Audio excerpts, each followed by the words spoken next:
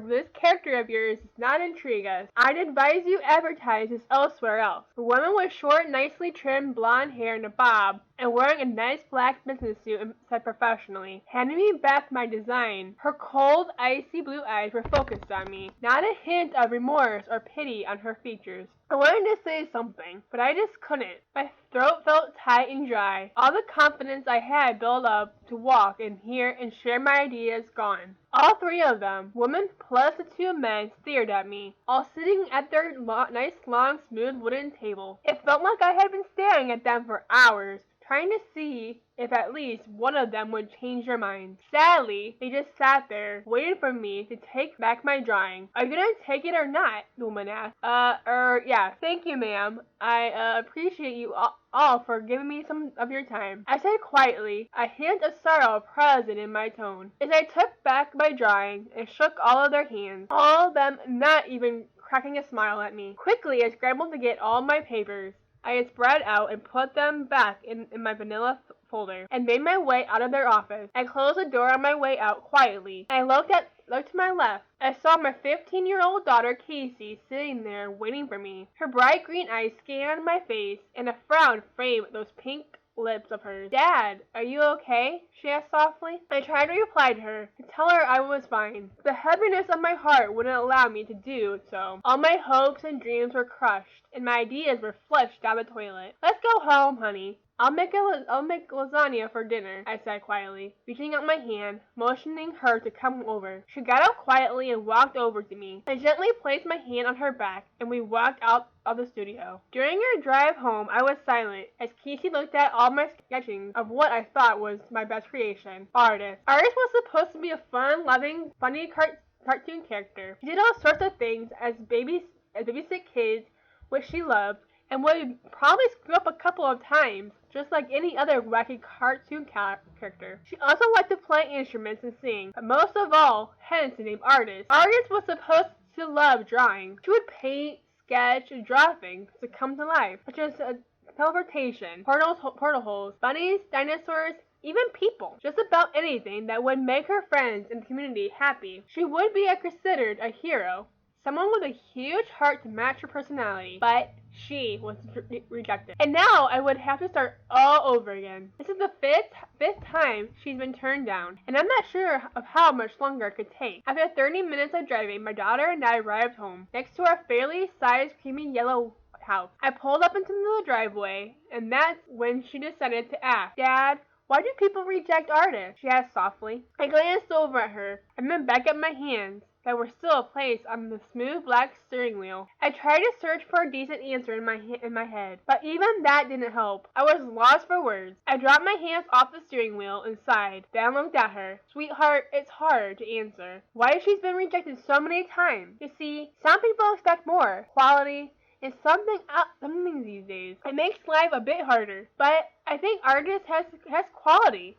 Lots of it," Casey argued. Frowning. I had only stared at her and blinked. Casey looked down at the drawing.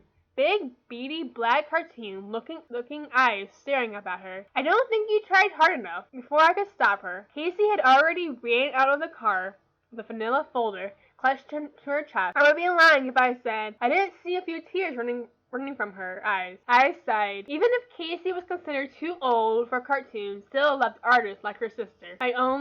My other daughter. After a few weeks, my dad decided to have a garage sale, just to get some things out of the garage and the house so that we could have more space. I thought it was stupid at first, but then again, getting rid of some hurtful memories could do us good. I began picking up old toys that were long overdue for giving away, since I was too old for them. And as for my sister, well, memories flooded my vision. The memory of seeing both my mother and sister in the hospital, both hurt badly, covered in blood, bruises, and bandages. The beeping of the heart monitor filled my ears, the beeping slowly decreasing before coming to a complete long beep. The day I lost both my sister and mother. And now my dad was all that I had left. And Artist, of course, Artist was like my little sister. Made me laugh when we were upset, and was fun and loving. That's why I wanted Artist to become a cartoon show. She could make others happy and live happy hearts. But those bozos, those stuck-up people, it's just ugh! I accidentally had knocked down the same vanilla folder with the Artist designs and sketches and looked. The papers were all scattered on the floor, and I frowned. So, Dad was giving up on her already, huh? I bent down and picked up the papers. Staring, I looked at each strangely black-white paper, flipping them over onto their back to see if the drawings were there. None of the designs were gone. I felt a strong wind blow past me. I turned my head and saw nothing. I stood up, still holding a few sheets of paper in my hand, looking at the door of the garage, and that led inside the house. It was not open, but no designs of Dad. What was going on? I took a step forward. As soon as I did, something wet, something icky had oozed from the ceiling and landed on my head. I shivered and slowly, shakily reached up, gingerly touched the top of my head. The wet liquid-like substance felt cold, and when I brought down my hand to look at my fingers, they were covered in black, dripping ooze. I frowned and brought my fingers to my nose. Ink? The black, oozy substance started running from my head and down my face, making me squeak and try to rub it off. I blinked, trying to see and make sure it didn't get into my eye. That's when I saw a fast-moving black shadow whip past the doorway. Blinking, I walked to the doorway, looking slowly and hesitantly. I stepped inside. I looked around. Nothing. I jumped as I heard things shuffling and quiet giggling from the bathroom. What was that? What was that in the house? Could that possibly be Dad messing with me? I hope so. Very slowly, step by step, I made my way to the bathroom, occasionally looking down at the ink that lined the floor. I headed towards the bathroom. Maybe Dad had ink with him and spilled it on his way there. Gulping, I slowly made my way in front of the white door into the bathroom. My eyes widening, mouth dropping. Long, nasty-looking black claws, marks had been painted on the door. A message left on the door. Give me your heart, it read, which sent chills down my spine, and only made my heartbeat increase even more. More shuffling and giggling sounded in the bathroom. The door knob began to twist and jiggle rapidly, so someone was locked from the inside. I jumped and stepped back from the door, slightly, not sure whether to open it or not. Whispers of my name started sounding from the other side, and it mixed with the voice of a regular teenage girl and a demon all in one. Casey, it whispered, giggling quietly. Casey, do you want to play? Open the door. I closed my eyes and covered my ears, trying to block the taunting and pleas from me to open the door. No, please, I whimpered,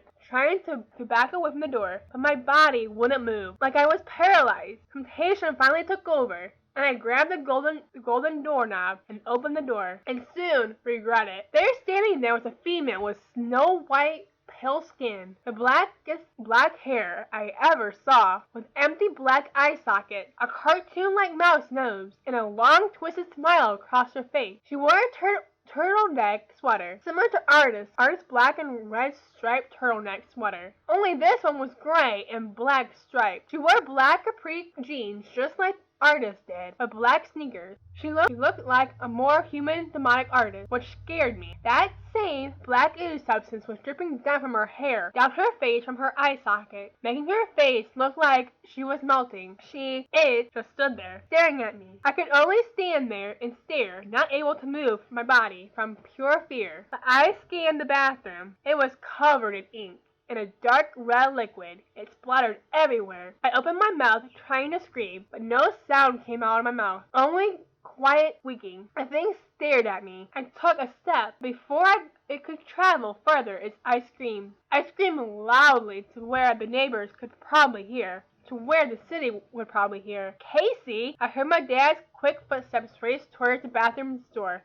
Casey! I watched as the monster hissed and reached into her back pocket, pulling out a paintbrush. She quickly ran into the wall and drew a large hole, big enough for her to fit through. Her hands quickly colored it in, and then she jumped through, vanishing. By the time my dad had gotten there, it was too late. He pulled me into his arms as I cried, still slightly screaming from fear. Shh, it's okay, Daddy's here, he whispered, petting my long, chocolate brown hair that was now mixed with a bit of black. I heard my father gasp, and I knew he had seen the mess, not only on me, but around the bathroom. But he never let go of me, never leaving me. We just sat there on the bathroom floor together in silence for what was probably an hour. I could hear the police sirens pulling up in front of our house. The neighbors really did hear hear me scream. My dad went and opened the door, the police going around and checking the house. Whatever that was that I saw in the bathroom was gone. I knew soon I would have to start packing. It's been a month since we moved from our old house. My daughter and I were recovering from whatever had happened back then, and soon our lives went back to normal. However, strangely, my artwork was gone. Papers and all. Before I had left, I guess that was a sign that it was time to move on and forget about artists. I stretched as I made my way into my room towards a fairly sized wooden desk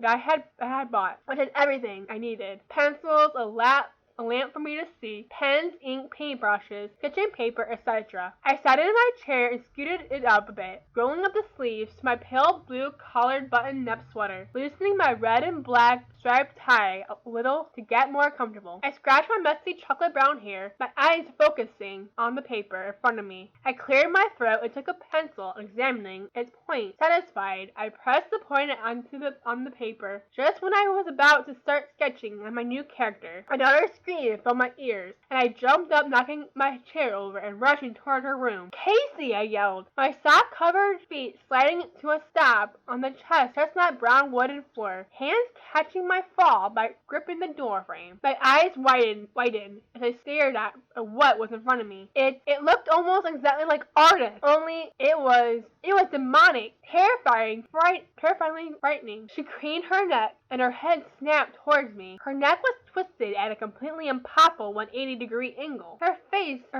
facing my way, and the front of her body faced towards my daughter. Her arms were stretched at impossible length, and was pinning Casey against the wall by her wrist. Casey was screaming and struggling, tears streaming down her face. I then looked up at the demonic artist, rage suddenly overcoming me. "Put her down!" I yelled. It only stared at me, a long, creepy smile never leaving her face. Without warning, her free hand reached out and stretched towards me, sharp claws wrapped around my throat and squeezing. I gasped and coughed, trying to pry the cartoon glove hand off of me, but somehow she was too strong. "Dad, please help me!" Casey screamed, crying and coughing. It looked back at Casey and let out a slightly demonic-sounding giggle, dropping Casey to the floor. Casey hit the floor with a loud thump, and immediately, artist's claws dug into Casey's chest, making her scream out in intense pain, blood leaking out and staining her lime green tank top, slowly coughing up blood. No! Black dots started blocking my vision, and I was having a hard time breathing.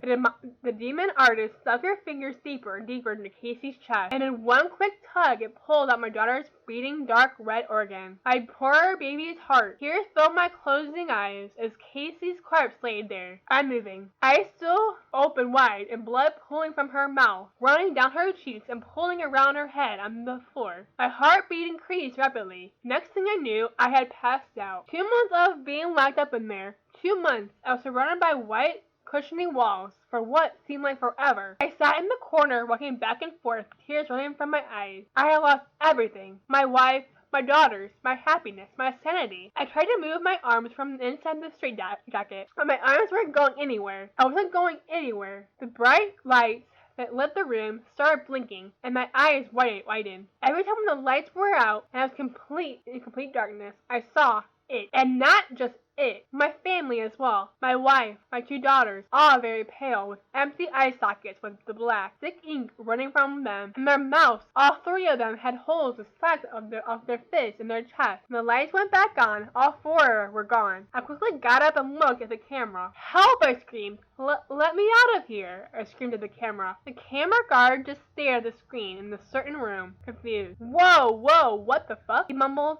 as he watched. Soon after a while of the crazy man screaming at him to let him out of there, the camera faded in and out of the room, going from a black screen to recording up to the room again. He paused it, his eyes widened. The man lay dead, eyes ripped out of his sockets, and a hole in his chest, blood pooling out around him, and his heart missing. The fuck? The camera guard quickly scrambled up and turned to go to get the guards. But as soon as he did, he soon found himself staring up at a tall female beast like ink demon. Camera guard's mouth opened, but nothing came out. It giggled, leaning down a bit to be face to face with the camera guard. "Do a rejected cartoon a favor and give me your heart." This just in, after investigation in the Ruby's house, January 12, 2014. A mysterious gruesome death of Xx-MayhemOnMisery-xX on April 4th, 2014 on Elm Street. Dylan Roderick Ruby on May 30th in mental facility just down the road from West Admiral Doyle Drive. And Phil Stephen Joyhart in the mental facility in the camera room. 3 local executive producers, Sandy Marie Jones, William Donis Brandonson, and Ronald J. Colbert, were also found dead in their homes, all brutally murdered in mysteriously the same way. If anyone has any clues to just who the murderer is of all these crime scenes, contact your local police department immediately.